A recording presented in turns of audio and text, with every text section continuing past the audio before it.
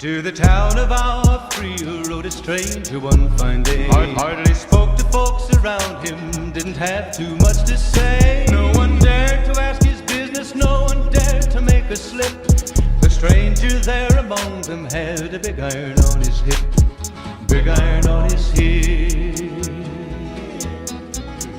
It was early in the morning when he rode into the town. He came riding from the south side, slowly looking all around. He's an outlaw, loose and running, came the whisper from each lip. And he's here to do some business with a big iron on his hip. Welcome everyone, I'm Dylan, your host and creator of the Dungeon Dwellers Adventures. I'm joined by my fellow Dungeon Dwellers, Matt and Marco, as well as our esteemed friends from the Fallout fan celebration in Goodsprings, Nevada. With us tonight, we'll start with Matt. Moko Matt. Oh, there it is. Hey guys. I'm Matt, also known as Moko throughout the show to avoid confusion. I am one of the contestant runner-up winners of the Fallout fan celebration cosplay contest, as well as Dylan has deemed me one of the lore experts. And then we'll go with Marie. Hi, I'm known as Cessnatch on the social media. I am the general of the Minutemen. I have met Dylan at the Fallout fan celebration in Goodspring, and I think that's pretty all.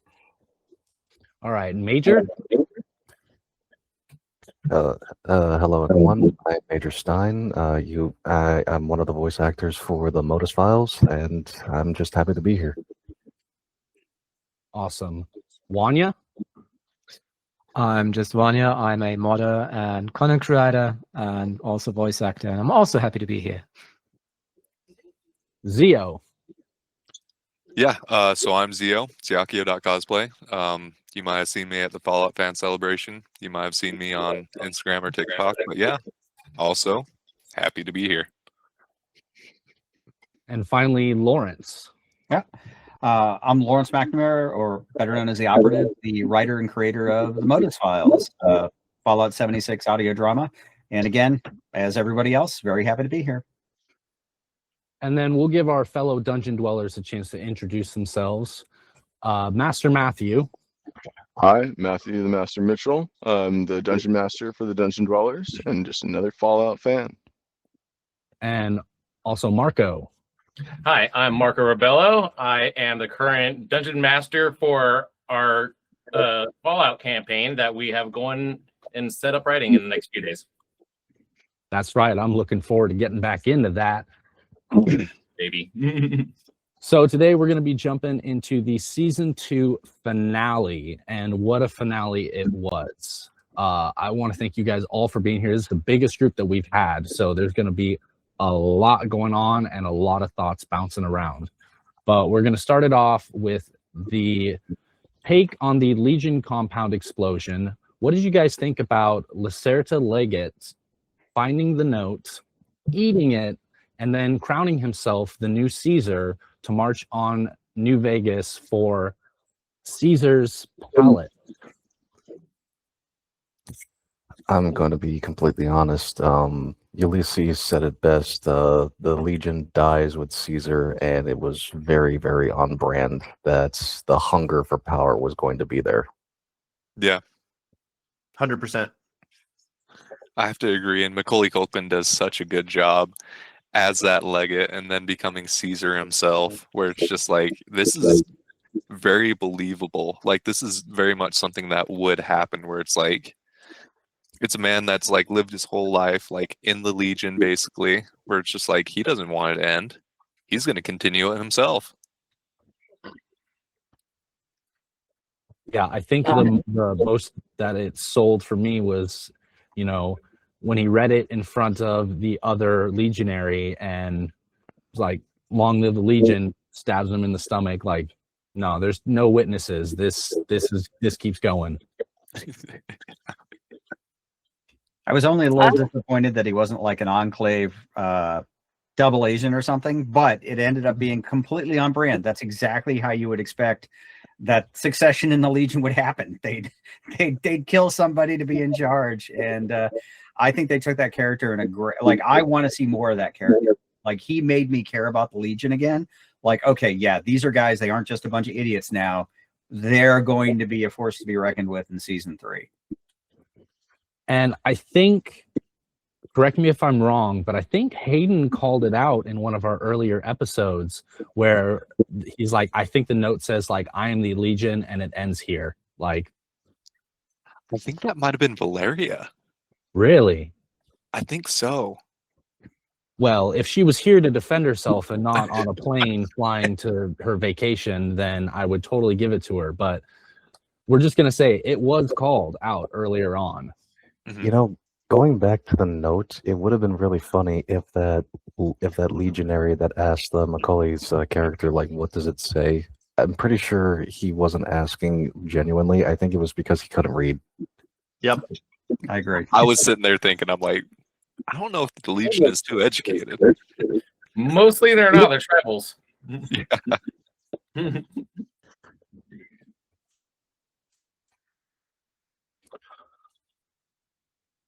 Anybody else thoughts on the Legion? I mean, did you see their numbers when they were marching? Like, There were a lot of them. Dude, that was a lot. Like, at first I was like, the two camps when they panned out, I was like, oh dude, like, they're really down to nothing, you know. And then I see them walking down the strip, and I was like, oh, okay, all right. So they are still a force to be reckoned with, but they also did that with the NCR, which they made us know that, like, they're still there. You know how they marched the NCR around, and then they marched the Legion around when they were portrayed kind of early on as in like little scraps and remnants. Very good deception. Yeah. Still I makes think you think, like, what the hell were they doing? But yeah. I definitely think another thing that added to the fact that their numbers did grow in size, at least in that last little scene, is the fact that both of them were fighting over the note and who was the next Caesar. And now you have someone claiming to have the note and claiming the Caesar title, which ends the feud. But of course, you know, I would say that note is kind of the end all be all for the separate factions going like, oh, well, I guess he read the note. I guess it's fine. Hail Caesar. Mm-hmm. We can just strike that as like a MacGuffin and then move on. Yep. It's like, we were both wrong. Anyway, new guy. New guy. So we'll move on to our next topic chronologically. How intense was the Ghoul storming the Lucky 38 and threatening to basically nuke Mr. House and the planet unless he coughed up the location of Barb and Janie? Very in character, and let's be honest, I think we would have all done the same if we were in his position. But then again, when it came to us, we used a golf club. Well, but I think I think they explained that away really well, which is when I first saw that, I was like, well, yeah, of course he's going to transfer his consciousness into the computer because a body can get killed. So it kind of, you know, that made it a lot more, made it a lot more believable that house wouldn't just let us come and kill him. But I will say, though, I think it just shows that the Ghoul has his progression as a character, like his ruthlessness when it comes to his family is like, you don't get between him and his wife and kid, like, at all. Mm-hmm.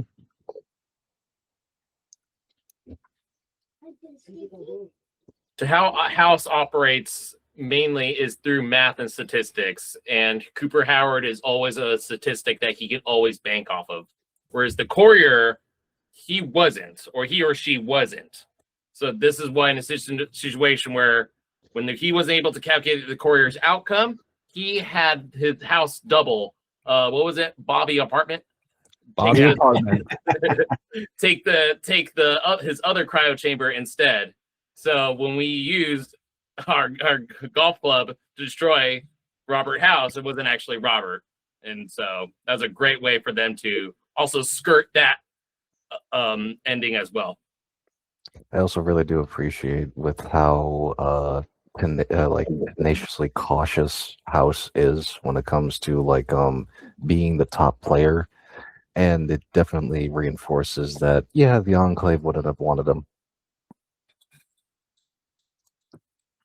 He, for at least in terms of the Enclave, he's too much of a free-thinking individual for him to conform to anyone else's plan but his. He's obviously, as we've all established, he's an egomaniac, and if he is the personification of the idea of it's my way Or the highway. Yeah. And even if there was a thought of him even remotely joining the Enclave in some regard, it would be more of the fact of like, I'll give you some technology, but I am sure as hell not working for you. Yeah. Well, I think that was why it was like horse trading with Vault-Tec. Like he was giving Vault-Tec some technology to get technology back. I mean, it does bring up a lot of questions as far as like what that relationship looked like, what, you know, and how his focus maybe on Vegas prevented him from seeing the bigger picture, which is what the Enclave was looking at. Mm-hmm. You know, he wanted to protect what was his, and they were like, well, they've got a purpose that still has not necessarily been revealed. Like we've gotten snippets of what the Enclave had wanted to do in the games, but obviously there's even a bigger plan that we have not yet seen. Absolutely. Hank was alluding to that at the end too. Like the real test is it's above. Like, what do you mean by that? I'm very curious as to what the Enclave's plan is with all those control chips. Mm-hmm. So you guys actually make really good points, which led directly into my next question, but I wanted to let it ride for a little bit because you guys were going good. It was House powering up via the cold fusion diode and revealing there are far worse threats than him. Hello, Enclave tease. And the question was like, did that flip your view of him as a villain? No. No.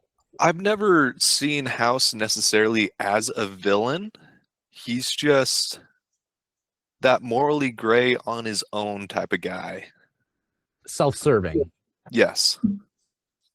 With House, what you see is what you get. You do good by him, you get rewarded. You cross him, you die. It's pretty much like no holds bar. He'll do like what all egomaniacs do. Go into a long speech on how he wants to do things, how you crossed him, and stuff like that. And meanwhile, there's no dialogue skip option. Though said monologue isn't as long as the opening for Old World Blues. I can agree with that. Well, it does make you wonder. I mean, I mean, of the endings for Fallout New Vegas, obviously the Legion ending is the worst. Legions are I would say the bad guys. I mean, Yes Man, House, NCR. I mean, they're all kind of. None of them are exceptionally good. I mean, some I guess are better than others, but I mean, it does. I do think it does put House just really on par pretty much with everybody else. I mean, he's not as big of a threat, obviously, because he doesn't seem to be able to extend his influence like he used to. So I'm curious as to if that character is going to make as big of an appearance in season 3. I wouldn't necessarily expect that we would see as much of him, but I could be wrong. He could be a major player. It just depends on where they take the story. So, Lawrence, I see your bias shining through a little bit because I see you fail to mention the Enclave on any of that good or bad or ugly side of that. Well, I mean, but you can make the argument too that it's like the Enclave is, if you look at it in the context of the Fallout world, like the Enclave is, I mean, they're bad, but I can also make the argument that the Brotherhood in Fallout 4 is equally as bad. So Sure. I mean, bad in Fallout is relative. Yep. I'm making a value judgment that the Legion is really bad, but like I said, it's by degrees, not necessarily like, oh, you got one on this side and this side. I mean, I think House, if we look at him really, he's really kind of in the middle because he does have that self-serving nature, but he's not malicious. For him, the actions he takes benefit him. And he's not necessarily going out to destroy people just because. The Enclave isn't necessarily going out and destroying people just because. They actually have a purpose. The Legion, on the other hand, is just like, well, we're just going to kill everybody. Sure. Hayden, you wanted to add something? Yes, evil is relative to who you are and this and that and everything. But also, I am very curious. House has cold fusion. House is a very smart man. Those microchips were developed by House. There is a chance that House could hack those microchips in the next season so that the Enclave no longer has control of them. In fact, I don't know if you all remember in the first episode of the first season, when we saw all the dogs in a row and the Enclave scientist just take his own dog, C404, I think, CX404. They all have actually the gadget in the neck. They were all the dogs are all Enclave spies. Yes. Yeah. And then also, like I'm so sorry to cut you off, Murray. But back in Fallout 3, they were doing mind control on death claws. Well, and they sent the death claws to the strip, which meant that there had to be some way for them to either transport them or tell them to go there. Mm-hmm. If you told me in the, I apologize, Marie. You please go ahead first. Go on. Thank you. If you had told me that in the next season the dog is actually the relay in which like the Enclave was knowing how our protagonists were going to like try and like infiltrate their stuff, I'd believe you.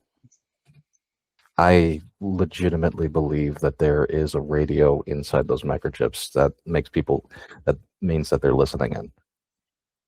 Marie, what do you got? I just, because you have talked about us being a villain and all, and now we talk about the microchip, but there is no real villain, because if you have a good lore, if you have a good character, in fact, everybody is the victim of its story and the hero of its story. If you add a villain, then you are in the comical like cartoon. A real villain is not a villain. As you said, House just won his own interest. The Enclave just won its own order. The Brotherhood of Steel obviously won its own order. Everyone have its own goal. Even the Legion, they have a really bad view for anyone that look at it from the outside. But for them, they are the good guys. Everyone think they are the good guys, and if it's otherwise, that's not a good character. That's not a good script, actually. Well, then, I'm sorry. Yeah, that's just my own vision of that. There is no villain, there is no baddies, because otherwise it wouldn't be a good story anyway. What was it that Maximus said last season? Everybody wants to save the world. They just they can't agree on how. Yeah. Yep. Exactly. There is no black and white in the Wasteland. Everybody is just a different shade of gray. Yeah, no, there's a quote from Mass Effect that says, "It's so easy to see the galaxy in black and white, but gray, I don't know what to do with gray." One of the best loyalty missions too. Anyway. Oh yeah, 100%. So getting back, because those are great themes. I love the overarching themes, and I think most of the games were emulating that, and the show is capturing that kind of perfectly. But with the Ghoul trekking underground with House's Pip-Boy guidance to the cryo chambers, I felt like that was a nerve-wracking build-up. I know we had some predictions about what was going to do that, but what hit hardest to you guys when he found them empty? Well, for me, my stomach hit in believing that this guy went against his word and microchipped them and sent them out into the wasteland, or were around there. It would have been really messed up if she was his assistant, like he was her assistant back pre-war. I mean, it was a gut punch, but I think it was inevitable that he was not going to find them. You can't, like in the story that they're telling, he couldn't have found them. I also love the fact that there was hope, and it's going to send him on another journey. Though I think if you played the games, I mean, what is it? Was it the Brotherhood of Steel or Tactics? The ones where like Cheyenne Mountain is Vault 0. So I mean, I it's think that's still, tactics.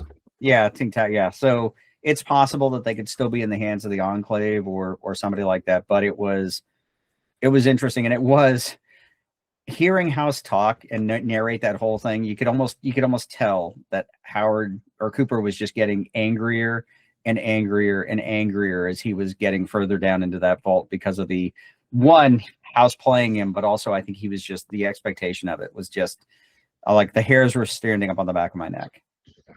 You know, you can probably consider Cooper as the Wasteland's therapist because everyone's like venting their problems to him and he's just like looking at them like, shut up. So also that postcard in Barb's pod saying Colorado would have been a good idea finally gives the Ghoul hope.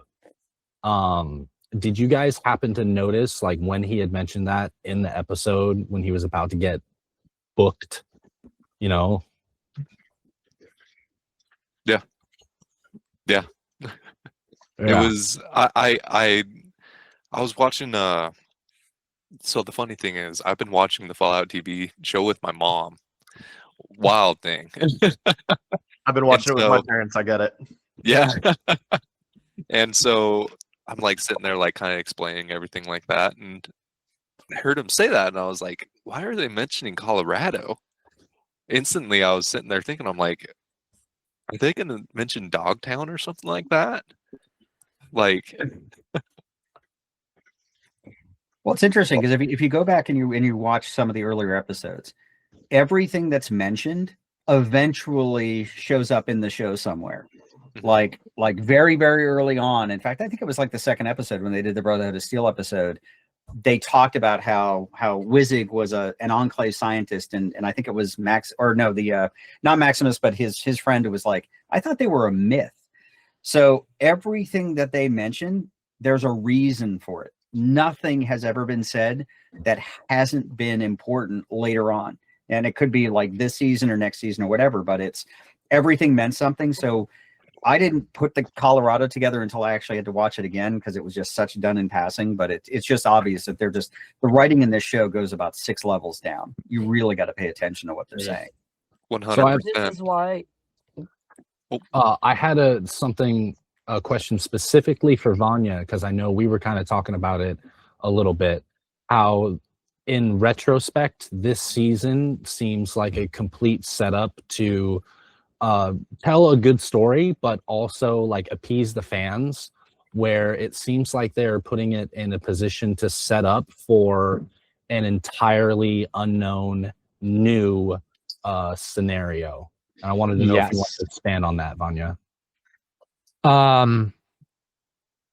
I watched now the second season 2 times, and in comparison to the first season, it was very bored because like it felt like nothing much is happening, and I was very worried for a little bit until I thought to myself, well, it all really seems to lead to they have to do a 3rd season, and they already are thinking ahead of making that 3rd season. And the first season was just like the pilot for something bigger, essentially. The only thing that I'm worried about, because there are many details, as we just covered here, that you really have to pay attention to. I'm just very worried if they will be able to really pick up on all of these in a logical way. Because we've seen other shows, like, for example, very good example right now, Stranger Things, with like the final episode, where a lot of things suddenly don't make any sense anymore because they completely lost track themselves of all these details, of all the things that mattered. And a lot of things got lost entirely in context. We only can then later debate about it or make spin-offs. So that's the question that, of course, will be answered with then a 3rd season, most likely, whether all the answers will be covered in the main story or if they leave those deliberately open for spin-offs. Well, I think they said they're planning 5 seasons. I think that's what they said. That run. Which led me to believe that like the 3rd season is going to be, I almost would think the 3rd season is going to be like Star Wars, Then the fourth season is going to be like Empire Strikes Back, and then the fifth season you get your Return of the Jedi, like culmination of everything if they do it right. But I also think they've left a lot of room for spinoffs. I mean, they're now taking us to places that we haven't seen in the game, at least not in any sort of real recent way. But I agree that there are a lot of threads, and the one that I've heard probably the most complaints about is the Vault-Tec employees. Like that whole thing with with Lucy's brother Norm, like that whole thread, people are like, what's going on there? Like, why was that even a thing? Like what was that all about? And I think that that's one of the problems we have when there's so many different plot lines, is that they're not all going to hit, and that is a concern. If we don't get a payoff, like if that doesn't turn into anything, we're going to be like, well, wait a second, you could have spent another 20 minutes talking about the Brotherhood. Why the heck are we dealing with these people? It's actually really. Go ahead. Just have one answer to that. That's not in the Fallout or Bethesda or whatever. That's just Jonathan Nolan Interstellar. That's my answer. You can think where they will go with that. Will they lose themselves like with Stranger Thing and all? Jonathan Nolan, man. I'll raise you Westworld. Westworld was great for like 3 seasons, and then it kind of went completely off the rails. So we got to be. I mean, I believe in this show. I believe it will be fine, but again, just got to be careful. Yeah, I label it as Wasteland relief. Someone like me, I like to see a lot of cinematics and stuff. I'm here for the rad roaches, the centaurs, the freaking ghouls, all that kind of stuff, right? If we're tied so deep into the stories, it doesn't give us the opportunity to see the cinematic like offering that they have to watch rad roaches tear apart 14 vault dwellers. That's the only reason I think they'll keep it in there. And I think Norm is going to allow us to explore the Wasteland a little bit more. And then, we have Maximus and Lucy who will bring in, our story plots and our wars and everything. But I mean, as far as the show goes, you could leave Norm in the Wasteland. I would be happy every other couple episodes to see how he's trying to make himself, just make his own journey as his, courier or so on in the Wasteland. But that's my rebuttal. I love those nonsensical, non-storyline linked scenes of just. Oh, and it's not that I didn't love watching those guys getting eaten by red roaches, because that's like, to me, red roaches you step on. To actually see them like tearing people apart was like pretty freaking awesome, because it shows like, hey, even red roaches are bad. It's just the only, and in fact, like I actually am okay with that storyline. It's the one thing I think the general audience has questioned. But I think that's only because, again, we have to see where it goes, because maybe it turns out to be really cool. I love seeing a character play an intelligence build, because that's what he's playing. Like Norm is playing an intelligence build. Fantastic. I love it because it allows us as true fans of the game to understand why they're doing things. Whereas the general audience can just be like, wow, Norm's kind of a really cool guy, and I really like seeing him get with this girl and all this stuff. And we're like, no, you don't understand. But he wasn't. Go ahead. Go ahead, Marie. It wasn't leveled up enough to have the nerd rage. Oh, nerd. Yeah. Nerd rage.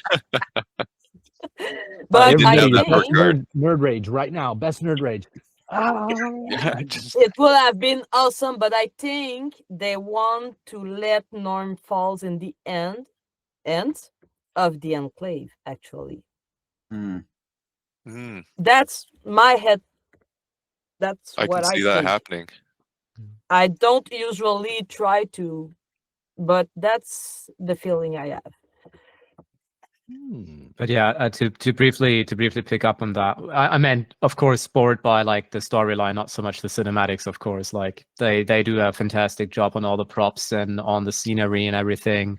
As somebody who works with props in the game pretty often, it's always awesome to see those. It was more like related to the story, of course, of what I found in quotation marks boring. I still am very easy to please. Give me anything Fallout and I like it, and I watch it and binge it. So Vanya, I'm going to rescue myself. I want to roll on that a little bit more and talk about the next scene with Maximus in his vintage Ranger power armor battling those death claws on the strip / free side with that little rollover. Pretty epic, somewhat suicidal. How did we feel about that whole engagement emotionally? I got something for that. I think I got something as well. Dylan. All right, one at a time. All right, I saw Zio. Okay. Hold it, Dylan. There are Oh. there are no death claws in the vaults. All right. Ladies and gentlemen, it is that time. Celebrating his 41st year as a performer, Emmy-nominated sound expert, the voice of Frank Coolidge, bass playing, Shakespearean slaying, the one and only Leer Leary. Holy smokes! Wow. Hi, you guys. Look at Hey, this guy. Davey. Hey, yeah, fellow Canadian. Wow. There we go.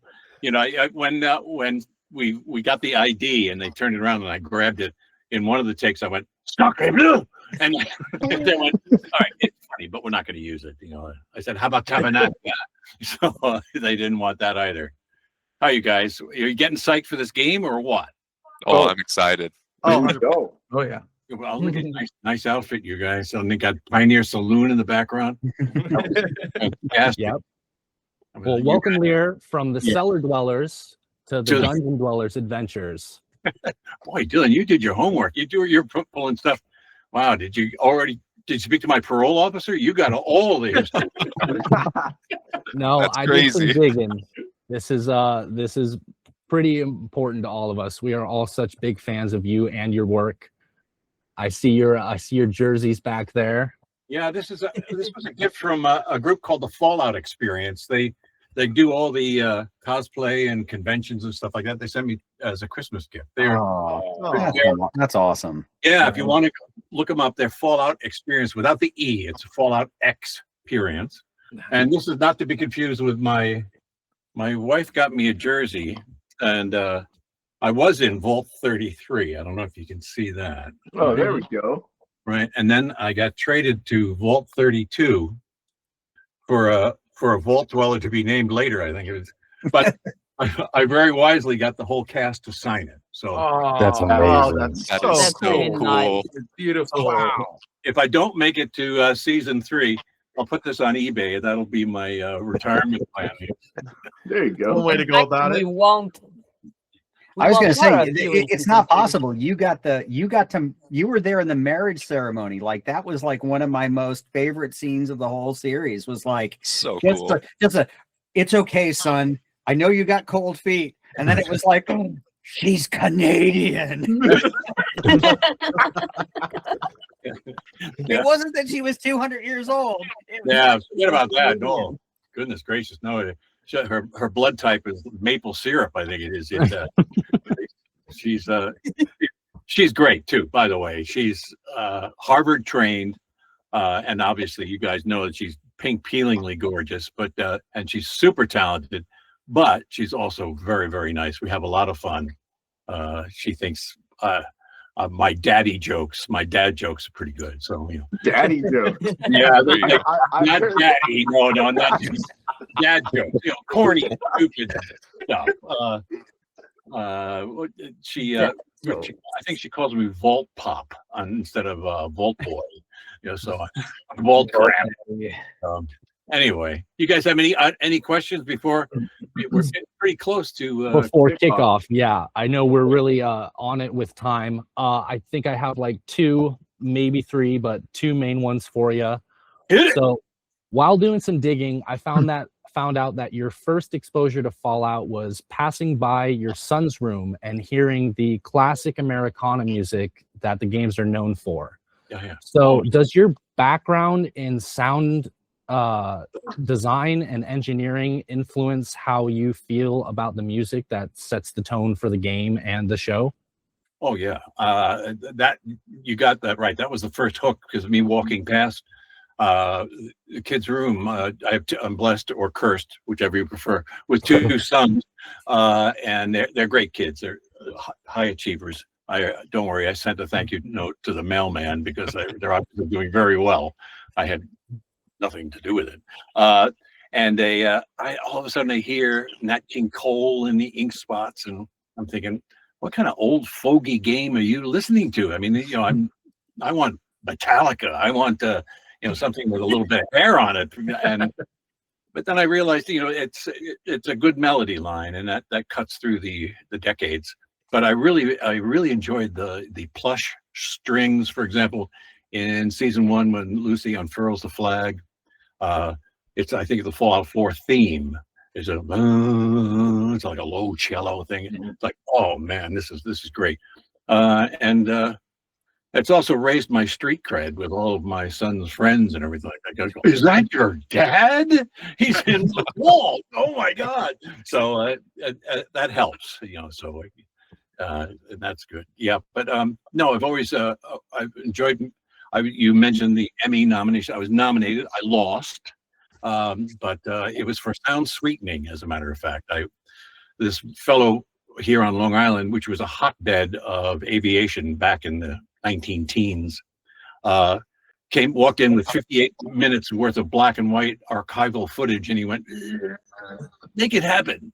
So I had to find not only music, but also sound effects, and he was a real stickler. We showed him a preliminary mix, and he said, that one wacko plane there, it's a 7-cylinder, and you have a 12-cylinder engine sound there. We sticking behind the 3 people in the world that know that are dead. The 4th one's going to be. But we knew we were dealing with a guy who really wanted it to be perfect. So that was fun. We really agonized over the sound, and it made it to at least a nomination, but we lost. I got to hang out with Steve from Blue's Clues. That's cool. Wow. You're sitting at our table. Each table had a presenter at the table. Like for Hispanic broadcasting, Rita Moreno was there, and then I'm not purposely name dropping here, but I knew you guys would appreciate Steve from Blue's Clues because he was for children's programming, and he sat down. The guy sitting next to him said, "Steve, you don't mind for a second, huh?" He goes, "Billy, hold on a second," and he gives the phone to Steve. He goes, "What do you want me to say?" Say this is Steve from Blue. I said, "We can sing 'We Just Got a Letter' in the background if you want." So anyway, it was a fun night. Absolutely So cool. brilliant. So many of us in this podcast group first bonded at the 2025 Fallout Fan Celebration. It was absolute insanity, from the cosplay to the rain and the iconic Pioneer Saloon. Looking back from when you first stepped into Davey's shoes to seeing the fans' passion at Goodsprings and now finally reflecting on season 2's finale, has the community's energy shaped how you approach the role?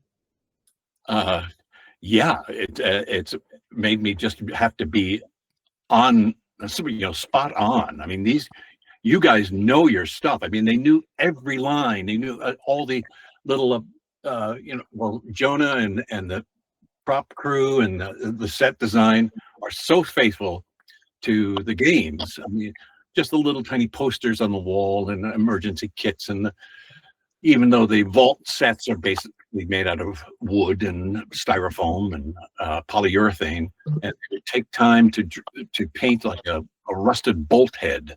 I mean, the attention to detail is remarkable. Everything is tactile.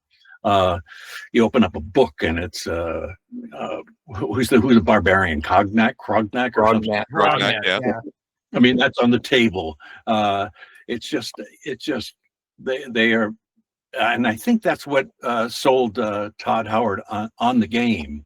I mean, on hiring Jonah and Lisa, Jonathan Nolan and Lisa Joy, because I'm sure everybody was wooing Bethesda to try, let's get the rights to this game so we can make a movie or a TV series. And then Jonah Nolan walked in and said, "Oh, like I spent my entire university career playing this game, man." And so I think Todd Howard said, "You're the guy I want to hire for this show." So I pulled a fast one on all of our members here, and I had them pick their favorite scenes of a couple characters, but I made sure that everybody picked favorite scene of yours. No. So as a co-writer of the play Summer 69, if Right. you were writing your own story arc for season 3, what would you like to see or have Davey do? Oh man. Well, first of all, survive. During the break in one of the action, the day we had a really great day. Zach Cherry and I, the Woody scene where he comes walking into my little swinging pad. I go, "Hey, you having trouble with the left and right thing too?" We took a break and we were sitting out in the cornfield in the vault, and we're in a little swinging chair, and they were filming a behind-the-scenes documentary. And the one person said, "If you had your choice right now, where would you like to live, on the surface or in the vault?" And almost immediately, Zach said, "In the vault." And almost immediately, I said, "Surface." I said, "I'm an old Boy Scout. I can maybe do it." Make it. Maybe find Lucy. No, but Betty is probably more my speed. So I don't know. What is the future? It could go any number of ways. Yeah, I'm always afraid that I'm going to get the call saying, "Oh, Vault 32 collapsed. You're all crushed," or Stephanie filled it with water. It could go. The Enclave comes in and takes us to the surface. They could pump us through with chemicals. I don't know. Just as long as I'm upright, and at least for the few episodes, that's for sure. I have no idea. I'm not even being coy. It's not. There's no NDA in place here. They have not. The only thing I know is we're going to probably start early May filming. But I'm sitting by the phone like a schoolboy waiting for a prom date. I want. Oh yes, I'm available. So I haven't. I don't know. So I'm not being. I don't know what's going to happen, but I sure hope, because I think we're gonna do the show again out in Vegas in November. I think, right? West Virginia in May, and then then was one in Florida. But I'm really looking forward to that one in November. That was so crazy. With first of all, the deluge was remarkable. But also when they said, "All right, we're going down the saloon, you're celebrity bartenders." All of a sudden, these two Porsches pull up, and Walton and Aaron come popping up. "Hi, you guys!" And the crowd goes crazy because I had yet to meet Walton, because first season we're in the Brooklyn Navy Yard. He's in basically Namibia filming all the desert scenes. He goes to the rap party. I couldn't make the first one. Second season, same thing. He's above, I'm below, but we're out in California. I go to the rap party. He doesn't. So I had yet to meet him. So I walk into the Pioneer Saloon and I tap him on the shoulder, and he turns around and goes, "You're the guy." I said, "No. You're the guy." Bleeping Goggins, for God's sakes. And he said, "No, you're Davey, man." I said, "Yeah." And we embraced, and it was just nice. He's the real deal too. I mean, it's remarkable. I jokingly said that we were a 53-cylinder engine because the cast, the crew, everybody just hits that set and we just go. And quickly, the makeup guy pointed out, cylinders in engines are usually an even number. I went, "Well, we're an odd crew, and 53 is a prime number. We're Amazon Prime. More the merrier."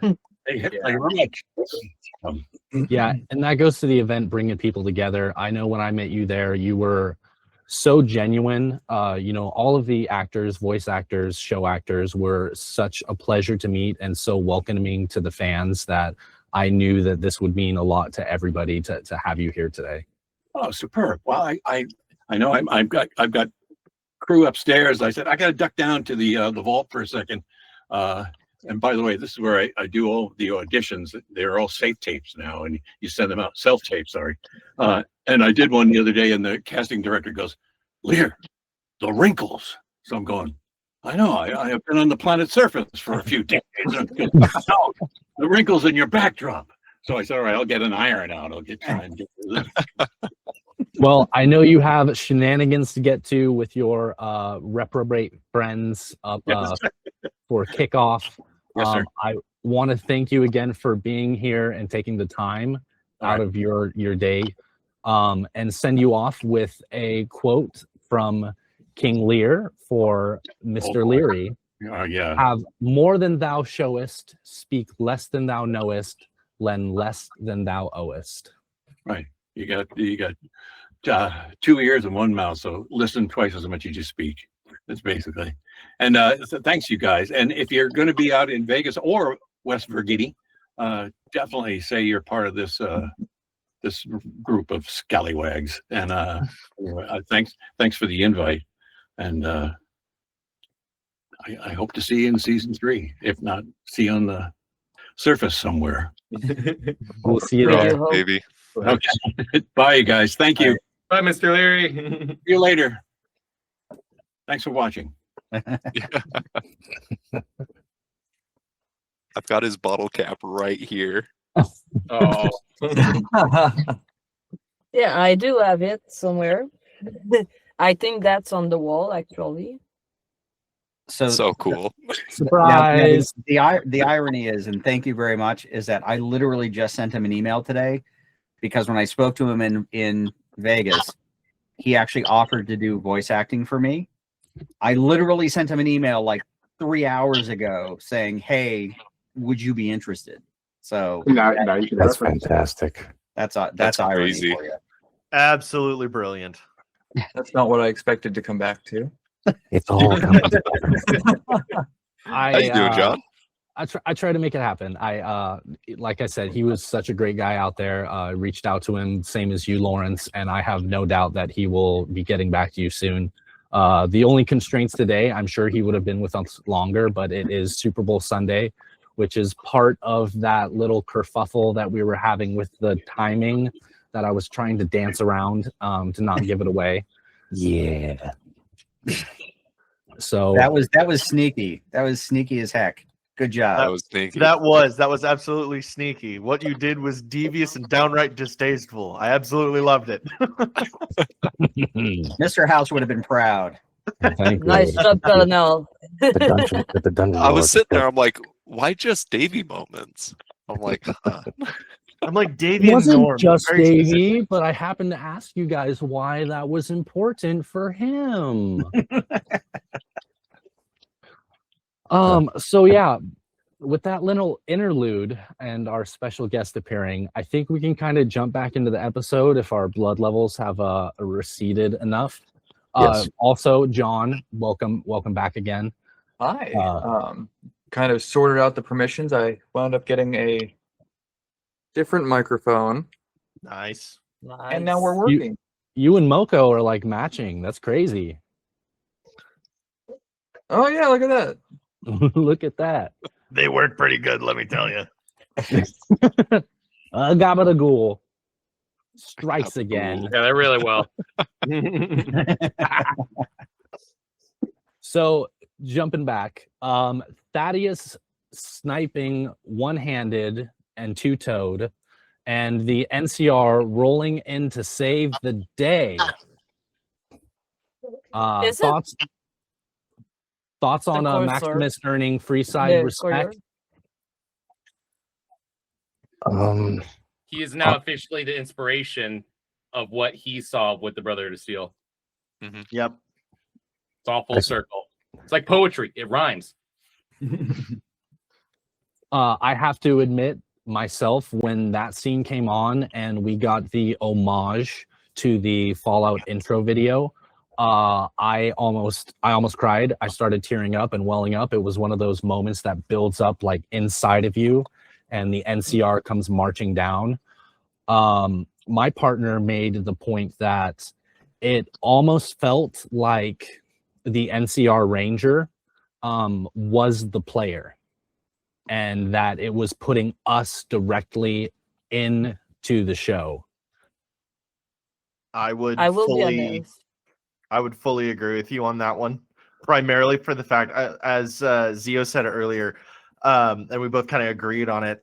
We're both watching it with our parents, and I was sitting there with my family watching that, and my jaw was on the floor, and I was like absolutely losing it. I was absolutely losing it at the time. And my dad goes, "Will you shut up? I'm trying to watch the show." And I'm like, "No, you don't understand." No, I paused it. I paused it at that moment. I'm like, I gotta show you something. I brought up like the title, like entrance of like New Vegas and everything. I'm like, this is direct like from the game to the show, and my parents were like, cool. I haven't had that moment since John Marston pulled out his double barrel. I did the exact same thing, Zio. I paused it and had my dad. I'm like, "Look, here's the homage. Here's the original scene." And he goes, "Ah, cool." Yeah, yeah. Yeah, I I'm was like, you don't listening understand. with I was listening with my son actually, and I think that's the moment of all the show, all the 2 seasons, I have reacted more. I was like, and my son was, what? I think I have awakened my other kids in the house. I'm gonna be legitimately honest. That scene made me want to play New Vegas again. Oh yeah. I mean, It brought out that nostalgia of like the first cut scene. I was like, these are the guys. that was. I mean, it was fan service, but it was probably one of the best examples of fan service I think I've ever seen. The buildup of that entire scene, Maximus, like that was the completion, not the completion of his arc, but that was like, I mean, you felt for him. You were like, oh my God, what's going to happen? And then for them to land, like to throw that at us, it was like, oh my God, like my mouth was on the floor. I didn't even know what to say. I will admit, though. Go ahead. I would say that our suspense was definitely worth it because I'm going to be honest, I didn't think Maximus was going to make it. Oh no. Bro taking on 3 death claws with a pool cue and a roulette wheel as a shield, which I thought was a very creative choice for a shield, was the roulette wheel. But I was like, a pool cue? Oh, buddy. Yeah. We all have Captain that New Vegas. Captain New Vegas. New Vegas. That armor, we saw things, weapons and attachments that we have not seen in any of the Fallouts. And I know everybody here and beyond that has ever played a Fallout game is like, when are we going to get it? When do we get the missile launcher off the back and the wrist rockets and the blades? Like, give it to me now. Fallout 5. A mod, actually. Vanya? Yeah. Fallout 5. Yeah, where's our in-house modder? I was gonna say, just give it a couple weeks and the Creation Club will have it. You do know that I don't make 3D objects, though. Dylan, it's actually really funny that you bring up equipment. When all the NCR were marching in on that one, my dad paused the show, looked me dead in the face, and he goes, "Now, where did they get all the World War I stuff? That makes no sense." And I'm like, you have to respect the show for what it is. Yes, they're still making bull helmets. Come on. Well, I mean, but again, it's the attention to detail, because that the service rifles, the NCR uniforms, like, I mean, they were pretty damn accurate. And guess what? In the Wasteland, yeah, you go with the simplest weapons to make, and guess what? World War I had some really great weapons that were pretty damn easy to make. I mean, down to the ankle wraps. Yeah. Yes. The putties. Doughboys. They look like doughboys. Yeah. But that armor made so much sense, because if you think about it, the NCR is going to do, like, they're not hidebound to like the Brotherhood, which isn't going to change anything. Well, no, they're gonna make a suit of power armor, and they're gonna put everything they can into it. Blades and machine guns and missile launchers, and it's like, that's the NCR way, man. That's what they're gonna do. I think the one thing that when I saw that armor, it brought me back to Marcus in Jacobstown, when he said that the NCR is basically a blunt instrument. It will fire its force in the most direct way possible and the most powerful way possible, which in turn for expansion is good. But at the same time, we kind of saw what happened with Vegas. Yeah. I wish I wish it showed the death claws as being more durable and a little more powerful. That was my only complaint. He was Hmm. melting through those guys. Yeah, how could it just cut one that easily? That was my thought. Like it made them explode, and now that's dead claw. Please. I do have a theory as to why that may have been. Like they were inside the strip, right? And the only source of food that they had were other death claws. Mhm. They were starving. They were babies. Yeah. They were basically fighting each other and eating each other. They looked skinnier than the other death claws that we've seen. So if this had been like the alpha or the matriarch, there's no way Maximus would have made it out. That being said, we actually, as much action as there was in that scene, it's not over yet. There's still at least 3 death claws. We've got the NCR taking over, which a little disappointed. At least some of the citizens didn't come out to help, especially after that scene. It was like, I ain't doing that. But there is still the possibility for the Mother Deathclaw, Matriarch Deathclaw, to make an appearance going forward. Just Be tear, like Fallout or tear coming out through of the some Legion. sewer. I feel like it was in character that a lot of the people in Freeside just didn't want to help because they've gone through like so much stuff like NCR Legion, House, now Death Claws. I get why a lot of them are dejected and don't want to help. Right. They don't So- have any sense of pride to fight. Yeah. Except that it is their home. But apples to oranges on that. Yeah. So for our next scene, Lucy coming face to face with Diane Welch, wired up, screaming, begging for death. What a horrific way to power the brain chips. Did we feel like the Mercy killing was justified? Oh yeah. Yeah. Absolutely. There's no Yeah. purpose. Well, I in a actually had way, given the fact that she betrayed Cooper back in the day, I hate to say it, but I think she kind of got what she deserved. Kind of, a little bit. And the go ahead. Marie? Did she betray him? Did she know? Did she know? I think she was a little That's the question. naive. Yeah, I Yes, think she a was. lot. Yeah, I think she was just being idealistic. I don't think she knew. I disagree. I totally disagree, and I'll tell you why when we get to that scene. But I have a theory. Okay. Okay. got- Tying into that, Hank trying to chip Lucy to fix her and make her pre-Wasteland self again. How did that land emotionally? It was messed up. It honestly made me want to like take the Ghoul's place and just end him.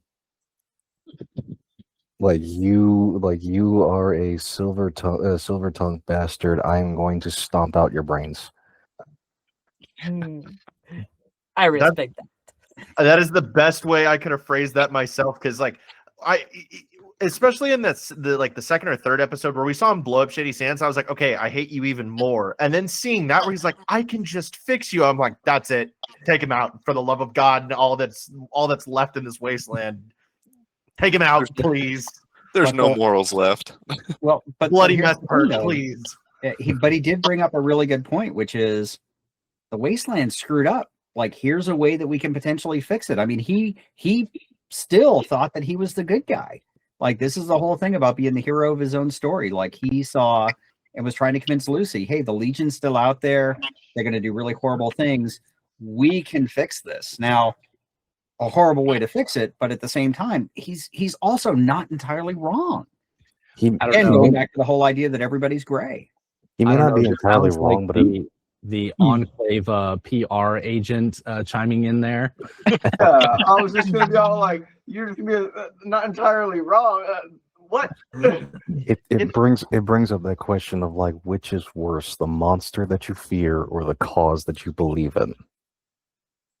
That's deep. That Yeah. is Really a deep. good quote. Deep, man. That's incredibly deep. Oh wow. I'm a little taken aback. I'm gonna have to Seriously. ruminate on that for a bit. Clip it. My life just take another sense now. Tunnel vision. But Hank did get what he deserved, though. At the end, that he got exactly what he deserved. No, And he did it to himself. no. That Uh, brings up He just flee like a coward. I think it's an act. It's a coward ending for him. He just get rid of all his problem. He will not face anything. He will not give any answer. He will not have to. No, that's not a good ending. I mean, for him, yeah, like he just wash away all this problem and guilt and all. But for everyone that he have hurt, that's a terrible ending. Hit it, Moko. Remember how it was mentioned in the show that the certain dial communicates so much amnesia? Mm-hmm. What if she just like turned it down? Just as a thought. Well, my other question on that was, now that Lucy has severed the connection from the head of the department, the servers, what personality is taking over there? Because it's no longer Diane Welsh, it's a blank slate.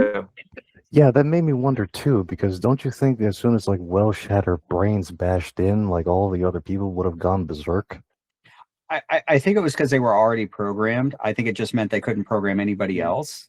I think it was kind of like they got the data download and they were just using her to kind of do new people. So I think they're probably still with whatever personality that Hank gave them. But in Hank's case, that had already been done. So is he just reverting back to his actual, pre all of the nasty self? I don't think he actually did it. Yeah, I don't think he did it either. I think he was acting. The transmitter could have had like no batteries or something. Anything. I don't think he would give up that easily. Well, going back to how I said that I believe that the transmitters have like little radios in it and that the Enclave's listening in, I legitimately believe that Hank did this not as a way to like say, I'm sorry to Lucy. It's to avoid any consequences with his masters, because he knows that when they find out that he failed as in, no longer any new agents or anything like that, they're going to come after him, and they're not going to care who they get to him. It is. So when... Go ahead. Go ahead, Vanya. Okay. Well, as Marie said earlier, totally on her side, like it was the cowardice way to leave or like to do that, because the thing is, he has a big problem with accountability for someone who's in such a responsible position. And that's something that we saw already in season 1 in some regard, at least in my humble opinion. And of course, it's easier to reject that accountability and blame it on somebody else who's his overlord or whatever, rather than standing up for that, because in his opinion, he cannot possibly be the bad guy. So even when this truth bomb hits, he still finds a way to like be like, oh no, it wasn't me. I was, blindsided by this and that, or like, oh no, it wasn't me. It was, whatever. As a German citizen, I know that story way too well. So, yeah, it's something that I clearly saw on that one. All right. That was a mic drop. A little bit more about that. With Lucy flipping the script on Hank and his big reveal that the surface was the real experiment, not the vaults. What do you guys think he meant by that? This is bringing up one of the old theories, and that the Raven Rock station and like the what was the mobile station in the airport in the Adams Air Force Base? Yeah, they just called it the crawler. Yeah, the mobile crawler. I have a theory. I have a theory that the that the platforms that we're launching actually have personnel, and I think the Enclave have operatives up in orbital stations. The surface was already an experience before. Just if you look in the lore history and all, when they have put the thief in the Chicago water and all, they even before the war, the USA and I think everything was already a big experience. And just dropping the bomb was just a step in this experience, actually. Well, it was to, I mean, if you think about it, it's you wipe away the old to establish the new. Like we have we know what the future needs to be like.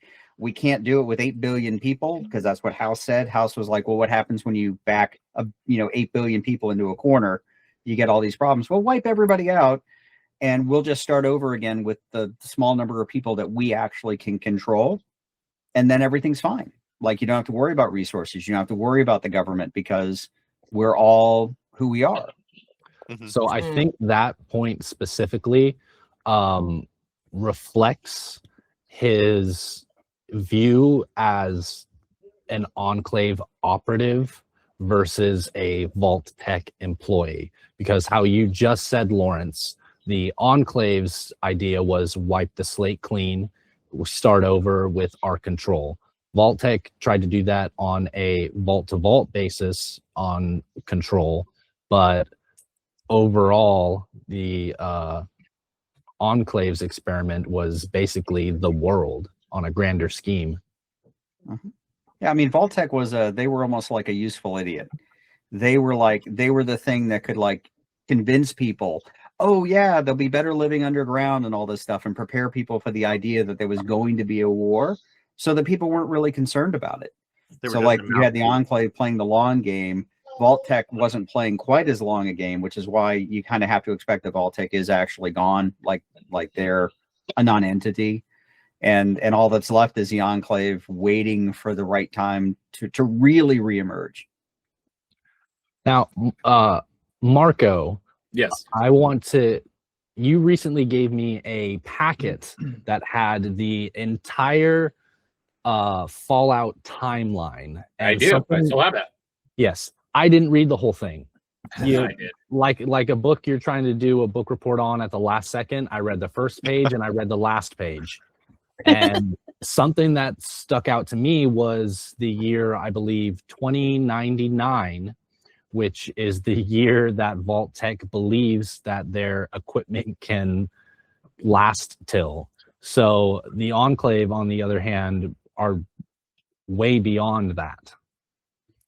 So what I've garnered from this is Tim Kane's original timeline that he have. And this was printed. I printed this out like a good 3 years before this show goes on. Okay. So what Tim Kane originally thought with the Enclave was its longevity was going to surpass Vault-Tec, is going to surpass House, is going to surpass basically whatever Wasteland scenario that it was going to inhabit. And everything preceding up to that is the Enclave just training for this said event that they're waiting for. They don't, just like a House, they're already looking at A, B, C, D, and Z. Yeah, they don't have an issue being in the background. They don't care about helping essentially the people on the outside. They care about their own motives. Yeah. And so they don't care if they're in the front in the spotlight, you know. They were doing something over in Fallout 3, you know. But they don't mind working behind the scenes. Like pre-war, they were working behind the scenes all the time. In fact, that's how power work. If you see someone at the TV that seem to have the control, that seem to be the powerful person, this figure is just a puppet. Mm-hmm. And the Enclave work exactly as the power work actually in the world. There is people that have influence. There is company that have a lot of money, and there is puppet in the front of all of that. And behind all of this show, there is very few people that really have power. And this is the Enclave. Well, if you go back to season 1 to the meeting of the minds where they had like BMT, Big MT, West-Tec. the house guy and everything, and then you have the guy all the way up in the shadows. It was really kind of them saying, "Oh, well, you have the population, then you have the power, but no. You actually have like it's the Wizard of Oz all over again. Don't look behind the curtain. It's like that's the guy that's actually in charge." Very Yep. 1984-ish. Absolutely. Yes. It was exactly what That you were was a saying great earlier, building on that point of Vault-Tec kind of being the useful idiot. Vault-Tec was just a mouthpiece, as was West-Tec and a bunch of these other companies that are like, yeah, we're the man in charge. No, you're not. You never have been. There is no And- one in charge with the Enclave. It's an No. idealism. And that's really what the show is gearing up towards. And we were talking about it earlier and kind of bringing it back into light, adding it in here when we were talking about Mr. House as a good guy, a villain, somewhere in between. It's like playing, I can't think of the exact name of the game, but it's basically like a 5-person chess. They're all just different pieces on the board. West-Tec is like a rook, whereas Mr. House is like a bishop. Yes, he's on the board, but he's not the player. Yeah. Exactly. That's not on the board that the real game is. I think also with Vault-Tec being the useful idiot when we had this woman, what, Nora was her name, the Cooper's wife, Barbara. Barbara. When Barbara was met by the scientist on Withig saying, say this or your family dies, it pretty much shows that like the Enclave can take you whenever they want, and if you try and poke deeper into the rabbit hole, you're gonna find out that what you see is not what you're gonna like enjoy. I think like a good hint to that was in Fallout 3, when you play Mothership Zeta and then you find out that there was a conspiracy group thinking that they could, pull out the curtains and reveal to everyone that the Enclave exists. They were wiped out immediately. The only thing that was left of them was that plasma pistol. I get Major Kaiser Soze vibes off of the Enclave in the Fallout series, where it's like it's this boogeyman, but then you never know who the boogeyman actually is, because the boogeyman could be standing right in front of you, and you'd never know it because you don't know who they actually are, which means that when they actually do get revealed, it's going to be I hope it's like the Brotherhood showing up in Fallout 4. I hope we get Hellfire power armor. I hope we get vertibirds. I hope it's like this big grand entrance. Gives off the same mystery as the Watchers from the Metro. Yeah. So we'll go into our next question with that. Stephanie's Vault 32 siege, wrapping up with her activating Hank's secret Pit Boy to kick off the Enclave Phase 2. Did anybody see the bigamy and the Enclave wife twist coming? Oh yeah, I saw it. You may remember that. What I think it was 2 weeks ago or 3 weeks ago when I was here. Yep. And it was a thing that I low-key insinuated. I didn't mention it word by word because I thought, like, yeah, I mean, if they do that, that would be funny. But like, I mean, it's speculation. And so, like, when that happened, I had a very good laugh because it was like, almost like a thought. So that was kind of funny to me. And I saw it. I wouldn't say I saw it coming. It was more like a fun play kind of thing that amused me in that moment. I think probably after that conversation, you had me on the same wavelength because I had some sort of feeling about that being the same. But I want to add to that and see if any of you think that perhaps Stephanie's baby is Hank's. Oh, I think so, 100%. Yep.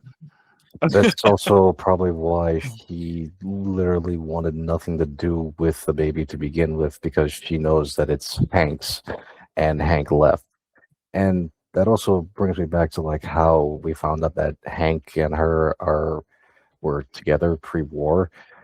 I legitimately believe that Hank revealed that he was an Enclave agent and said, like, I know who you are. Just do it. Do this for me, and you don't have to worry about anything. Well, I think that I pretty think agree. I'm sorry. Go ahead, Marie. No, go. No. Go ahead. I pretty agree because we know Hank is really is a master to make a plot and hide his intention and all. He played the guy even in his early days when he was young in the pre-war. He's like, oh yeah, that's so exciting, and you know he have some powers. He play a game, and Stephanie just play a game since she is in the USA. Then that they get along and play a whole game about it, I totally agree. Well, And about the baby, I don't think she bound that much to the baby because at the basis, the baby is half American. Oh, Fair. Yeah. wow, you would be the expert on that. How astute of an observation. Well, Don't I treat don't. them as people. Treat them as Americans. Yeah. That's not a personal opinion. I just refer to what her mother told her. Well, They're no. Was just that her American. mother? I don't. It was her mother. I didn't get a sense that was her mother. Whatever Because she was. she had said loved that, one. hey, I raised you Catholic, but I want you to forget all that. It could have been a mother or an aunt, but my guess would be probably mother. I don't think we'll get much closure on that one way or another. Relative of some sort. Relative of some sort. Moving into our next one, the Legion Horde descending on New Vegas as the NCR holds the line. War Drums beating Lucy, blaming herself like I could have prevented this. Do we think that's fair, or? I don't think that's fair for Lucy to blame herself, but I do think that she's having a crisis of player faith. Like as the player, we can do whatever we can to like wipe out like whatever faction and stuff like that. But then when you hear the dialogue, they got the numbers back home. So I'm under the impression that this like marching legion is like the tribes of the East that Linnaeus mentioned at Hoover Dam, and whatever this is probably like the Legion's last legs. I don't believe the Legion was strong enough to hold off both sides, so they sent in whatever reinforcements they can to help the new Kaiser. John, what are your thoughts? I really don't think they've got the numbers. Just basically looking at the camps that they've got, they're quarreling amongst themselves. It didn't look that wide. So I don't know. I think eventually, I think all they got. I mean, I think that going into next season, there had to be a continuation of the Legion NCR strife. How that plays into the wider Wasteland, I think we don't know. We don't know. Again, like we don't know how much of the Legion is left beyond what they have. We also don't know how much of the NCR is actually left. They've left that open for us to kind of look at. I think it's still going to be in the background. I think maybe the citizens of New Vegas will be helping the NCR, but it's still a pretty open-ended question as far as what is going to be the resolution of that conflict, or if it gets resolved at all, or if It's they're going just to be a bloodbath. So we're gonna jump into unknown territory. Last week between Moko, myself, and Valeria, we made the assertion that obviously we get that little flash of House back on his main console. The House is back in business. We also know that we just saw one regiment of NCR troops, and based on the 8 or 9 cohorts of legionaries that are headed that way, there's no chance. However, with House being in the game, we also know that the Securitron storage is underneath the Lucky 38. Ooh, I forgot about that. I did Mm. too.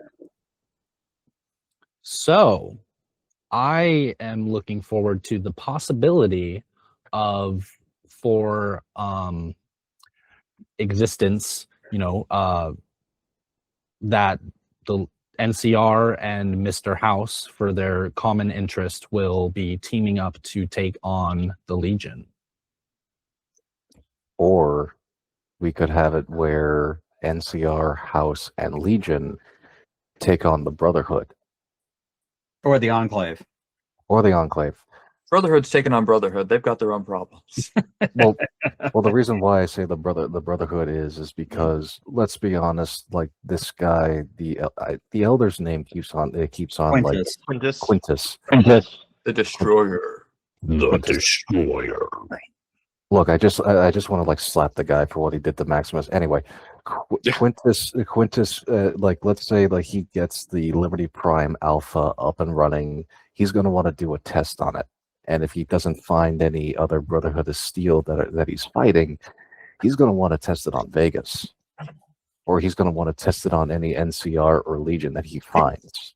It would probably give them enough time to try and, like, NCR and Legion maybe like putting their past differences aside to try and wipe it out. And House would be the only one to, let's say, have like codes or like a backup plan necessary, because House helped build crime. There's no way that he doesn't have a back door to shutting that down or overriding it. Yeah. I honestly, seeing with what could be up and coming for the Legion and the NCR and House, I would agree that here that the Brotherhood has so much going on right now with their own civil war. I don't think they'd try and do anything with Vegas. The only thing I could see as a potential draw for them to Vegas would be to get the cold fusion back. But even then, they're still caught up in their own whirlwind. And now that the Commonwealth is now getting involved, that's another thing. Frankly, the way I'm seeing it right now is we have the Legion marching in to set up their Caesar's Palace for a really on-the-nose joke, which I thought was really funny. And I started speculating. I'm like, okay, what casino would they take over to set up the in-game version of Caesar's Palace? I digress. But I really think, because we saw the NCR and their little area of the faction moving into Vegas wasn't a lot. Yes, they had reinforcements from the little camp, but it was, I mean, it's tiny. And if we take into account that Shady Sands was also taken out of the picture, you're dealing with remnants here, as well as you're dealing with the remnants of Legion. You might see the death of two major factions on the Vegas streets. And with Mr. House being up and active again with cold fusion, he might go, enough of both of you. Use the Securitron storage and go, Vegas is mine, and it will remain to be mine. Even if my physical body isn't active, my mind has been uploaded here. Vegas belongs to me. Mm-hmm. Why? Because I'm the House. That would be my speculation. That's a good one. I can definitely see that. Yeah, I can agree. And who mentioned it, that everything in the series that was mentioned even earlier, that was you, Lawrence? Mm-hmm.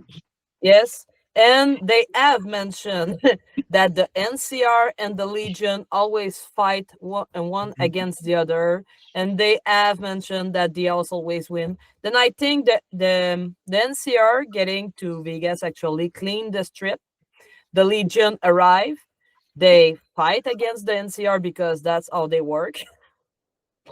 And then House, yes, may use the power to get the Securitron to clean the strip, to get back New Vegas as us, the fans, want to see it. Because that's Amazon. money. We are the money of Amazon. Then they will give us what we want. He's gonna bring Vegas back to its former glory. Yes, he's no longer That's- Robert House. He's House Prime. Yeah. If war is what we want, war is what we'll get. Robert So Mansion. I know we've already pointed a couple of them out, but were there any standout Easter eggs that we haven't covered? I think on the blueprints of Liberty Prime, it says mass fusion on it, which was interesting. Since that's where we had to go in Fallout 4 to get the beryllium agitator to give Liberty Prime a jump start after it was being modified. Well, the other one, and since we didn't talk about the Congresswoman, the one thing that Cooper said that resonated with me as kind of an Easter egg was that when he was talking to her, he said, "You make it so hard," as in saying that she was such a doofus when it came to like her anti-war stance, that she was alienating kind of like all of the people. Like all of the people that might actually be anti-war, they see you and you're kind of a useful idiot. Like, what are you doing? That's why I think she was actually Enclave, because she was a deep plant to make the anti-war faction look so bad, but she was actually Enclave. And when Cooper said that, like, you're doing such a bad job, she was doing it on purpose. Like that's the Easter egg that I'll point out, and why I think she was in on it the whole time. That's an interesting one. So That's a the very operative, good point. yeah, the operative and I were kind of talking earlier, and we recognized the same thing during the after credit scene with like the Brotherhood of Steel Soldier just like bleeding and just like 40-yard stare, you know, just like sitting there. It's the same exact like seeing the same exact position as the Fallout 4 intro. Good I homage. think one Easter egg that I did enjoy was seeing the snow globe right in front of the house's terminal. Yep. The like Hoover Dam, so it shows that okay, the courier has been around. All right, how about I'll open this up a little more. How about the biggest WTF moment? The super mutant. Yeah, Pearlman being important. bring. Ron That's Perlman really just showing important. up. I think a That biggest was I think a biggest like WTF moment was the Vault-Tec goons, because I'm just gonna say like Vault idiots. They punched Norm out of the way to try and get him killed by the roaches, only to die by the roaches. It reminded me a little bit of if anyone's seen Hellboy 2: The Golden Army with the tooth fairies. Yes. No, yeah. It was just like one of those things of like, you have no idea like how the wasteland works, and just to get chomped by just a rad roach, like a level 1 thing to us, and it just made me think like, oh, these things are strong. It like the bugs from Peter Jackson's King Kong. These things will kill you. Thing that came out of left field for me was when Cooper and Barb are walking through the lobby and all the phones start ringing. And that was like, oh no, oh no, oh no. And then he picks up the phone and it's House, and it's like, hey, just want to let you know, nothing that's about to happen is anything to do with me. I was like, oh no. That was I very love sad. that was a little reference to a couple of Nolan films. I think that one was. I think it was a reference. I want to say it was a reference to Memento, but I could be wrong. With all the ringing phones. So I want to follow up on that observation specifically, because that made me do some deep thinking. One, like House just gave his spiel to Cooper about what if I'm not the House, like there's another player on the board. And then when he calls him, he's like, hey, I'm not doing it, kind of recognizing that there's another player. And also to follow up on that, now that Cooper's been taken into custody pre-war, where does his story go from there? Also, how did he get his daughter? too when the bombs dropped in the beginning of as episode 1. Well, the supposition is that he's loses his Hollywood career. Obviously, he probably didn't go to prison necessarily, but they smeared him. They made him into a pinko commie sympathizer. So he's now having to do these whatchamacallit, birthday parties, right? Children's birthday parties, yeah. Yeah, and it could be that maybe to keep the act that he and Barb got divorced, maybe so that she could continue to work for Vault-Tec. I got something to add on to that. He doesn't go to prison. He gets labeled as a communist, but that was because he gave cold fusion to the president of the United States. So the Enclave, like, he's not gonna, like, they see him as like, your usefulness is done, but you did this for me. You're considered a war hero. I'm going to give you this pass. Take it, or we will end your family. Yeah. Yes.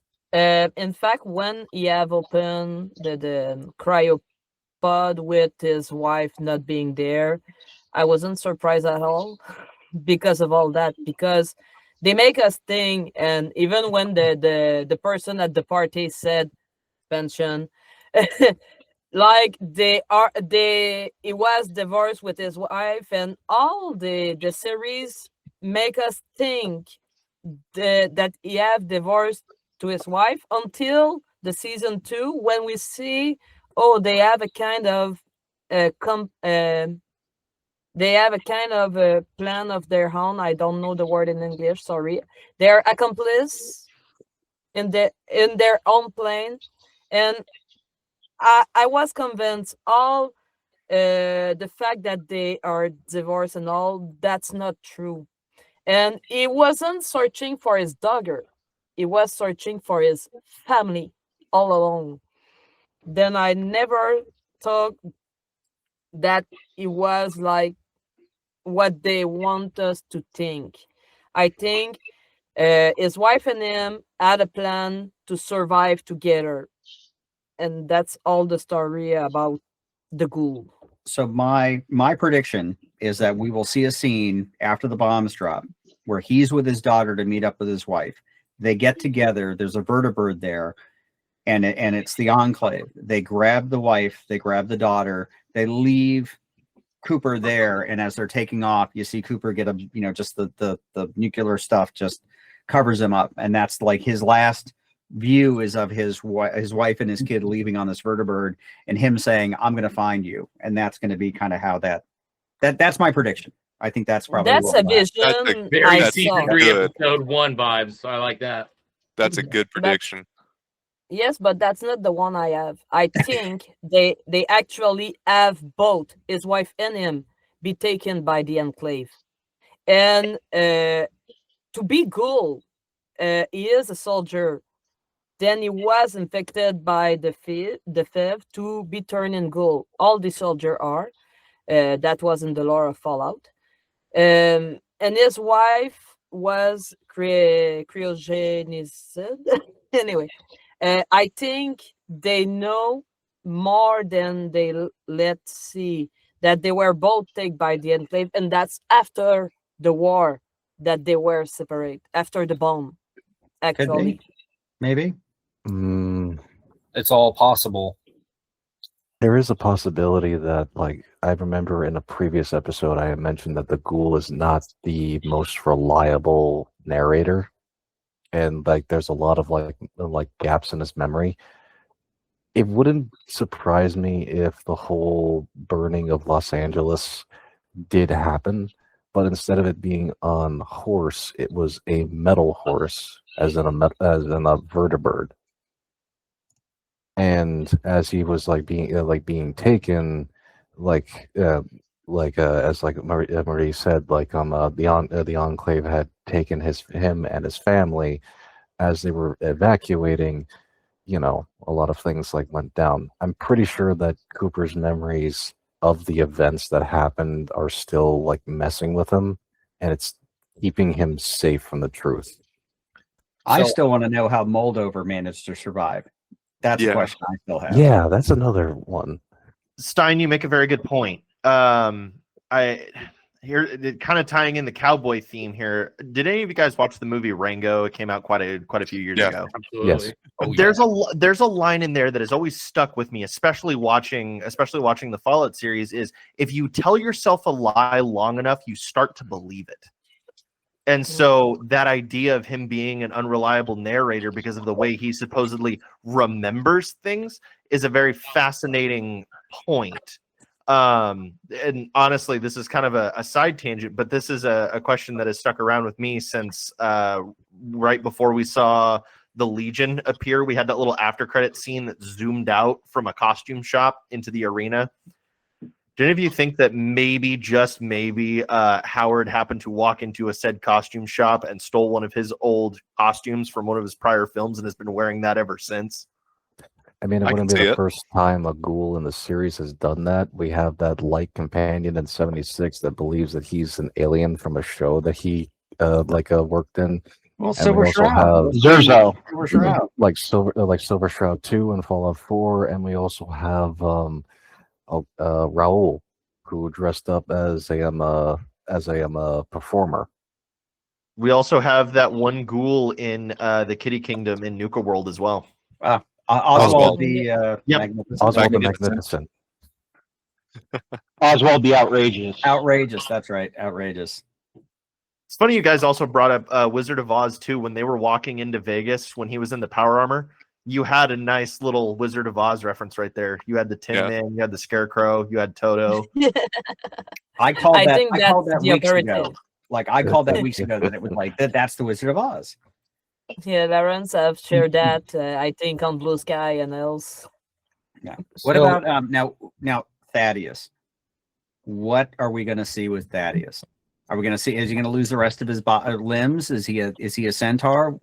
I have no idea. I think Honestly- we deduced last episode that it wouldn't be a centaur because he would have to be submerged in FEV with at least 2 or 3 other humans and along with some animal DNA. Dogs. So Yeah. I do believe that he's not becoming a centaur. I think it's something going to be a little bit more akin to Harold. At least would be my observation, because it's not like his body is elongating into this mass of tumorous cells to become this thing that drags himself along. I don't think we'd see a centaur, but I think we're going to see something that maybe perhaps that Amazon is throwing us a bone and something that we might not have seen before. To play devil's advocate for both of those, we did see if you went back to the Chicken Man, how he was just like dabbling like all these little like formulas together, and also I'm pretty sure like there's no way that he cleaned any of that. No, It could have animal DNA could in have- it. Yeah, it's it could have concocting like it. the animal DNA. It could have like a plethora of things, because like the little mouth on his his neck kind of gives it away that he may be mutating not to a centaur but something akin to the master. Mm. Yeah. I'd like to That's think it. as time goes on that little mouth on his collarbone is going to start having a personality of its own, and Or it's just he going to start talking to him. That's Or crazy. It's going to be a Yeah. Wendigo Colossus. Be like That's my Harold dog, in a sense. but they said everything was mentioned before and get back, Lawrence. The first Vault, Lucy goes with the mutation with the gold perennials. We saw that they can have, because my first thought was, is the new master, but we can, like Prime just threw us a bone and make something else entirely. So maybe they go back to that vault to try and help Thaddeus. Maybe. Perhaps. So I want to jump into the overarching themes. How did we see any improvements over season 1, like more game faithfulness, humor, or action? How would you guys compare the first season to the second season? There were more bats. I would say the second season did bring a lot more homage to New Vegas in general, because like you can pick what episode that you want, and then you have like an Easter egg reference, like rest in peace to the Kings, one of my favorite factions. Season 1 is like Fallout 3. We did it, but they did it, but they was still searching and trying. And then there was New Vegas that was reading the Tim Kaine spirit. And season 1 and season 2 give me the same kind of vibe. Like the season 1 was they did it, and the season 2 was they get the spirit. Right. I have a little bit of an observation since you did bring up season 1, and we were talking about Steph earlier, and this is kind of along with the homage. I feel like the reveal of Lucy's mother felt very swept under the rug. I don't feel like we're quite finished with that yet. There's a couple of things from season 1 that feel very unfinished and shoved under the carpet, which is one reason why I mentioned earlier. I'm a little bit scared they may lose out on too many details, but we have to see. Maybe they'll bring them back with season 3 again and just prep towards that point now and build up towards it. Yes, that's what Aaron have mentioned, that they had a lot of time to build their character because they had many seasons after for the story to play and to make fall in place. Mm-hmm. Well, you talk about homage too, Dylan. We will have Super Mutants will return in season 3. That little after credit scene where it showed you the little the billboard to Colorado had a gore bag hanging from it. Yes, it did. I paused that and I'm like, Dad, look. And he goes, what's that? I'm like, it's a gore bag. And he goes, what's a gore bag? And I'm like, okay, a bag of gore. You know, it didn't like when you hinted the gore bag, I'm just thinking, oh no, Cooper's going to be going to war with the super mutants. No, it was saved by Super Mutant. To get to Colorado. Oh, sorry, Lazarus. Nick, go ahead real quick. A couple of theories for the season 3, but pertaining to the super mutants, I think they're gonna go through with phase 2 since there's nobody really left in 32 and 33 that the story really cares about. I think they're all going to be turned into super mutants, but they eventually escape. And then our mysterious super mutant friend who patched up the Ghoul is going to recruit them.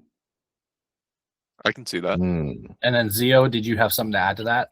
Yeah, in order to get to Colorado from Vegas, they have to pass by Zion. They have to.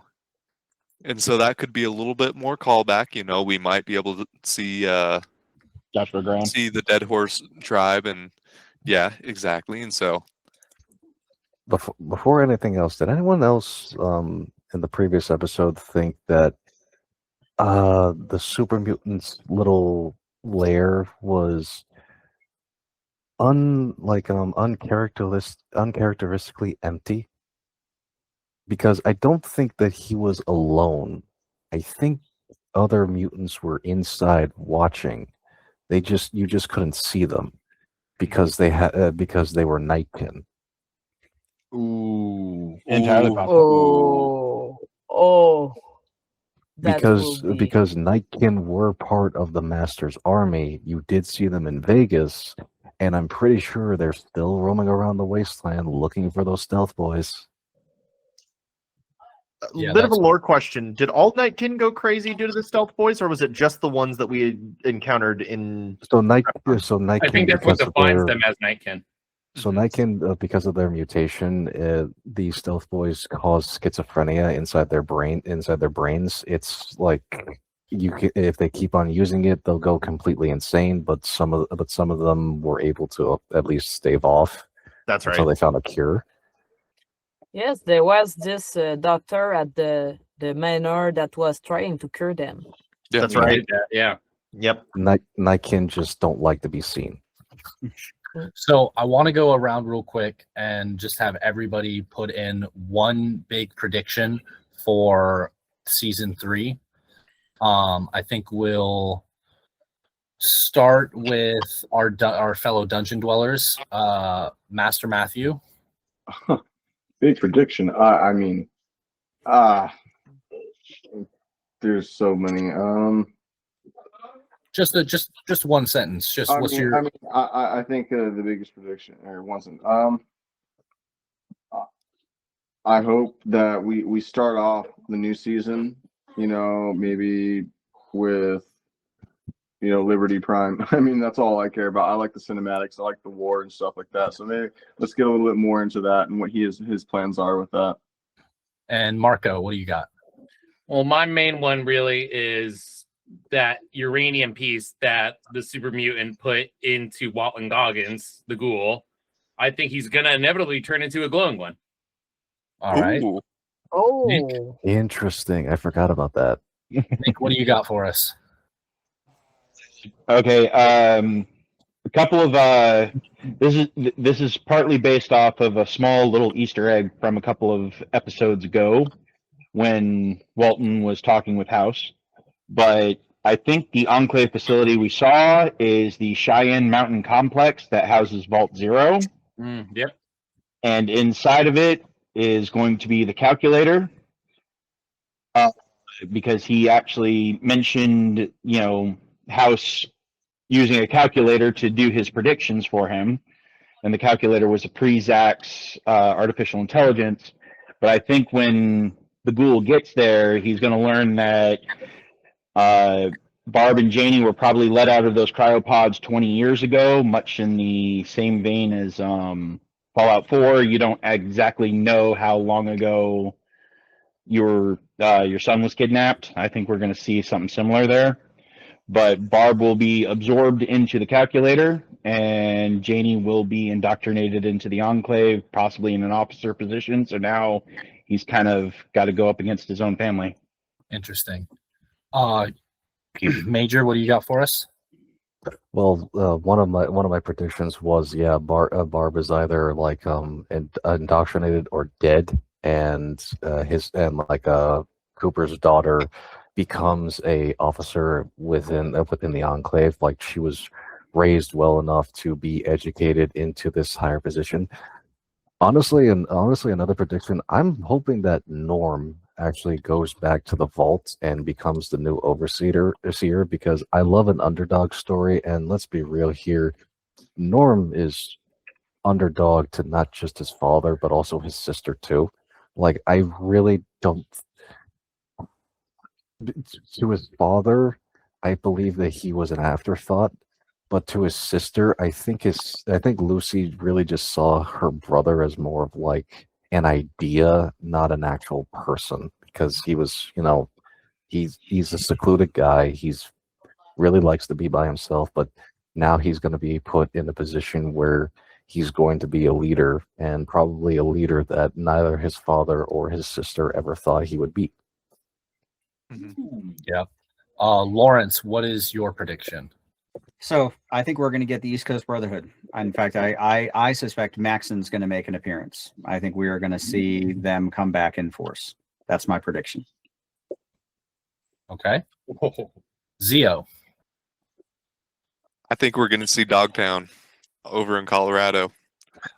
I am so excited about Dogtown because in season 1, with like the remote control dogs with the Enclave and everything like that, the mind control dogs, I think there's going to be Enclave packs of dogs in Dogtown, like Enclave like dogs just leading other packs of dogs around and just murking stuff, basically just dogs. And John. Mine's much more simple. I think we're going to see some upgraded Securitrons because we've already had like the Mark 1s and now the Mark 2s. If they're going to be doing like a face-off battle like we kind of suspect, I think we might see like a next generation of the Securitrons just to really hold down Vegas. Okay. Marie. The thing is, I have finally a couple of vision. As I said, first, I think the Enclave will take Narm. I don't know what will happen with the Vault 32 and 33, but I think, as I said, that the NCR, the Legion, will fight in New Vegas. House will take back New Vegas for the action to be moved to Colorado, because I think the Enclave structure we saw was in Colorado. Then everything will again converge there. Even the Brotherhood had mentioned that there was chapter in the Colorado. Then everything will move for the season 4 in the Colorado. They will all meet again. Okay. Vanya? I think we will see moving pictures. Ha ha ha. It's getting light here in Europe. I'm sorry. So it kind of zoned out.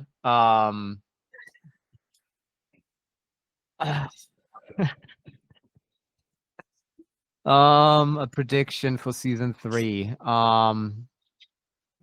I hope that the factions will become a little bit more significant, because in season 1 they all had a big significance.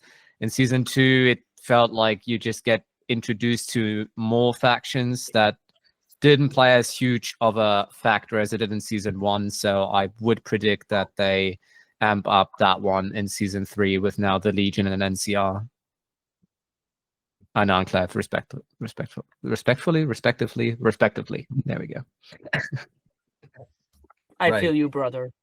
And and Moko. I think for season 3, I definitely agree with Nick. I do believe we are going to see the introduction of the calculator as well as Vault Zero. I would agree also with Hayden as well on the fact that we will probably end up going through Zion. If Zion might be a little bit introduced or at least called back to, almost like Prim was in season 2, where we saw like a little offshoot of it, or maybe we get like some visuals of some tribals, but we don't really get super in tune with them. We did see mention of Big MT. We might see something there also, harken a little bit of a callback.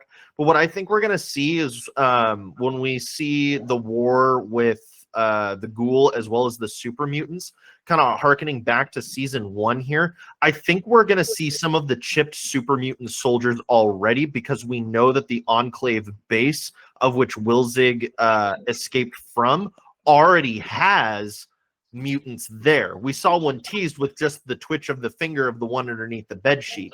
I think we're gonna see chipped mutant soldiers already.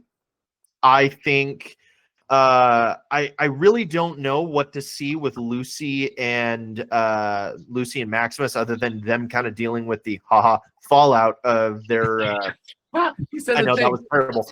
The fallout of their actions in terms of Vegas. I'm kind of seeing a potentiality with Norm coming back to the vaults, especially with Claudia literally in tow. I think with him coming back to the vault is going to show, and with what he knows now, I think we're going to see both the people from 32 and 33 going, wait, as they've kind of already realized that both Betty and Stephanie are in some kind of thing. Either they're going to go the meritocracy route and put them in a jail cell like they did with the attacker or the raiders from season 1, or they may have learned by now that going maybe nice isn't always, doing what's right isn't always nice. They might just take Stephanie and Betty out and go, you know what, we're going to leave the vaults and establish something similar to Arroyo or something like that, and kind of go, Norm, you know more than us. Where do we go from here? And I think that would tie into that underdog story like you were talking about earlier. I think we're going to see a lot of Brotherhood conflict, but I think it might take, at least for the first few episodes of season 3, I think it might take a little bit of a background, because they still got to build Liberty Prime, and that takes a significant amount of time. Yeah. I just hope that Norm doesn't do the "you're a hero, Lucy, but you have to leave." Yeah. God. So I would say that I don't have as much a prediction as a hope.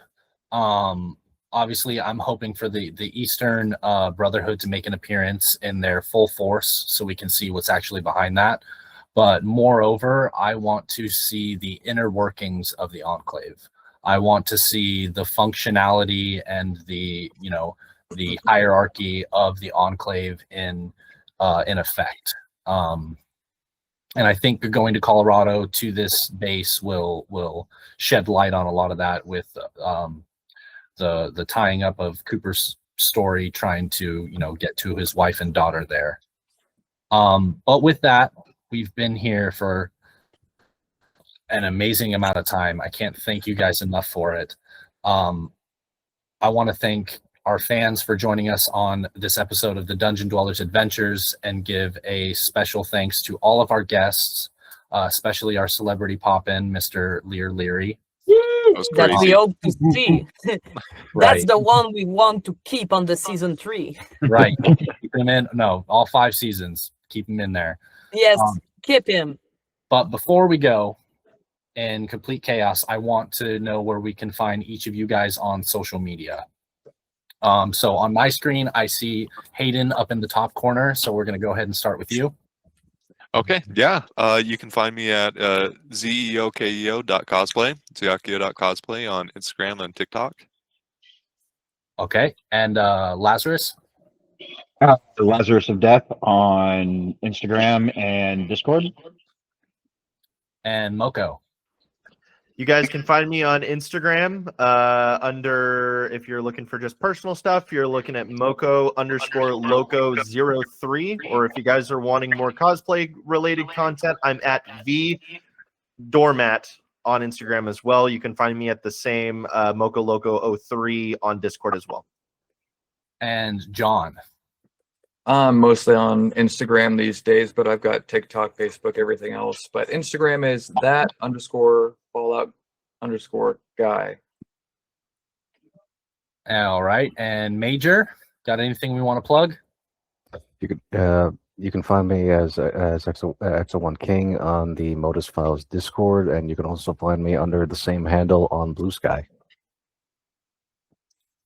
All right. And my screen is taking a little jump here. Let's go to Just Vanya or Just Vanya. Both are fine, don't worry. Blue Sky, Instagram as just Vanya76. But yeah, all the other platforms, so Twitch, YouTube, SoundCloud, Nexus Mods, Blue Sky, all just Vanya. All right. And Marie? I'm pretty much on every platform, Twitter, X, Blue Sky. You can find me on Tumblr and Instagram. That's always Cessnatch's World. And then you want to give a little plug to our Fallout 4 quotes? Yes, the animation are good. I think we will be able to have our first episode online by the end of the month. Stay tuned to YouTube and maybe TikTok. And finally, Lawrence. Yep. So you can find us at the Modus Files and the Modus Files podcast on Instagram, Blue Sky, etc.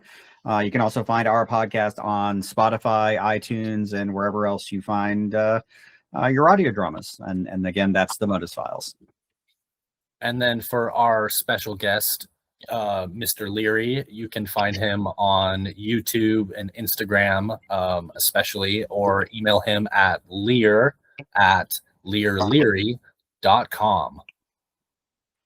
So we are the Dungeon Dwellers. Thank you all for joining us. That's all for today, and we'll see you in the next one.